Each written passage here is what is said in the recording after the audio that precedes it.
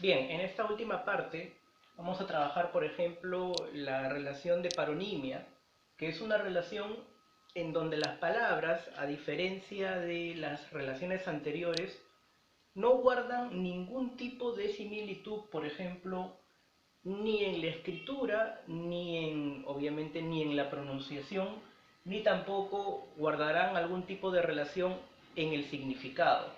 Entonces, ¿qué es lo que caracteriza a las palabras parónimas por un lado? Una de las características, o la más importante en todo caso, va a presentarse en que guarda cierto parecido, ¿no?, en la escritura, y también guarda cierto parecido incluso en la pronunciación. Es decir, las diferencias que se dan en las palabras parónimas son diferencias mínimas, a veces de uno o dos grafemas, que guardan cierta similitud, pero siguen siendo diferencias al fin y al cabo. Y esas pequeñas diferencias son las que marcan también su distanciamiento en cuanto a su significado y en cuanto también, pues, ¿no?, a todo lo demás. Entonces, fíjate en los ejemplos que aparecen aquí en la pizarra, como el caso de absolver con absorber. Ok, son dos verbos, ¿verdad? Sí, pero son dos verbos completamente diferentes, donde la diferencia, o en todo caso, va a presentarse en la letra L con la letra R. Solo esa palabra, más allá de que se escriba con V o con B en el otro lado, se presenta una diferencia notoria.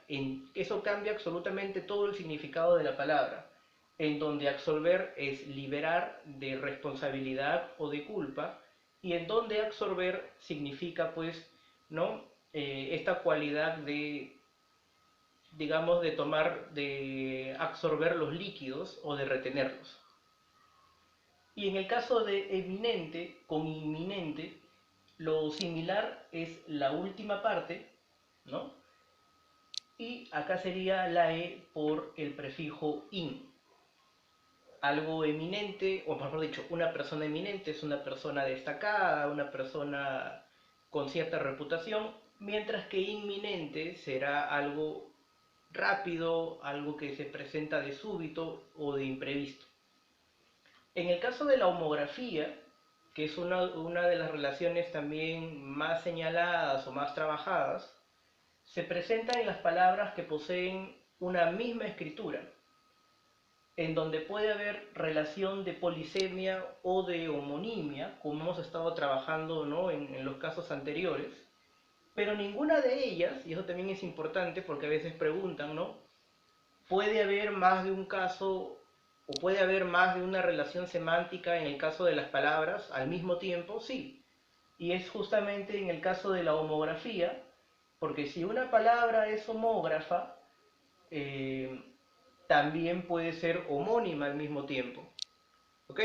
Entonces, fíjate acá, los casos de polisemia o los casos de homonimia pueden presentarse al mismo tiempo que un caso de homografía, como los que podemos ver acá en el caso de llave, ¿no? Ambos son sustantivos, pero la relación que presentan al mismo tiempo que se escriben igual son homógrafas, pero también al mismo tiempo, al presentar un elemento en común, serían también, o presentarían, perdón, una relación polisémica.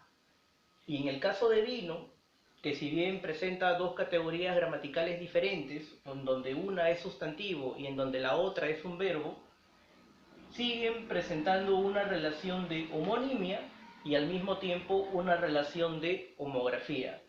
De homografía, ¿por qué? Porque se escriben exactamente igual. Y de homonimia, ¿verdad?, como hemos estado trabajando en los casos anteriores, porque son el mismo nombre. El último de los casos de las relaciones semánticas es el de homofonía. Homografía y homofonía, lo único que cambia es, digamos, ¿no?, el sentido hacia donde está orientado. La homografía tiene la cualidad de que al ser la misma escritura, automáticamente, ¿no?, todo es pues igual. Pero en el caso de la homofonía siempre puede haber una complicación adicional, porque la homofonía se denomina así a la relación entre dos palabras que guardan similitud sonora, es decir, solamente el sonido, no necesariamente la escritura. Dos palabras como acá, vino y vino, ¿son palabras homófonas? Sí, pero en este caso son homógrafas. Fíjate acá en el caso de hola y hola, presentan el mismo sonido o presentan la misma similitud, es verdad, pero la diferencia está en que la diferencia está en la escritura, en donde el primero es un sustantivo que es una onda de agua y el segundo es una interjección que todo el mundo utiliza al momento de saludar. Entonces, las relaciones semánticas más importantes serían la de sinónimos, la de antónimos, la de homonimia. También tenemos este trío de acá, que es la hiponimia, la cohiponimia y la hiperonimia. Y las últimas que hemos estado trabajando en cuestión son la paronimia, la homografía y la homofonía. Algo adicional que teníamos o que debíamos ver son las llamadas reglas de sentido.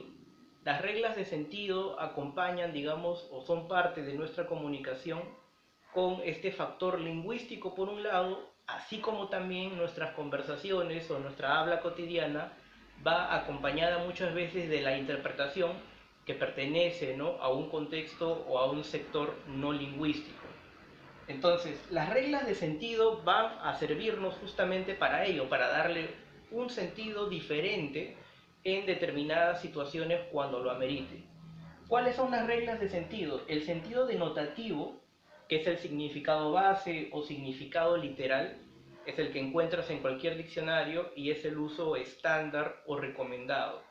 Es algo aceptado, por decirlo así. Mientras que el significado connotativo es un significado que muchas veces se emplea en un sentido o interpretando un sentido no lingüístico o un contexto no lingüístico. Es el significado agregado, adicional, ¿no? También se le puede colocar, si lo quieres ver así, en lo que comúnmente se llamaba el sentido figurado. Tiene también varios usos. Puede ser, digamos, desde el uso oral, desde el uso cotidiano, el nivel de jerga, por ejemplo, ¿no?, donde las palabras adquieren una mayor variedad o una mayor amplitud de significado, o también puede alcanzar un uso culto, como es el caso de la literatura, ¿no?, donde las palabras son reutilizadas y adquieren nuevos significados de por sí. Fíjate la diferencia entre el significado o el sentido denotativo y connotativo. El primero es literal, al pie de la letra, se entiende perfectamente y no hay mayor, digamos, significado o mayor amplitud. En cambio, cuando empleamos el sentido denotativo, tenemos un sentido adicional, que no se puede tomar al pie de la letra, que es figurado, que es adicional. Cuando tú dices perdió la cabeza, entonces a veces se coloca entre comillas, ¿no?, porque el sentido que se le da no es el literal, no es el de diccionario, no hablamos de perder literalmente la cabeza, sino más bien de una figura en donde se alude, por ejemplo, ¿no?, el estado pues de enamoramiento o de efusividad. Entonces, con esto cerramos la última parte de relaciones semánticas. Gracias.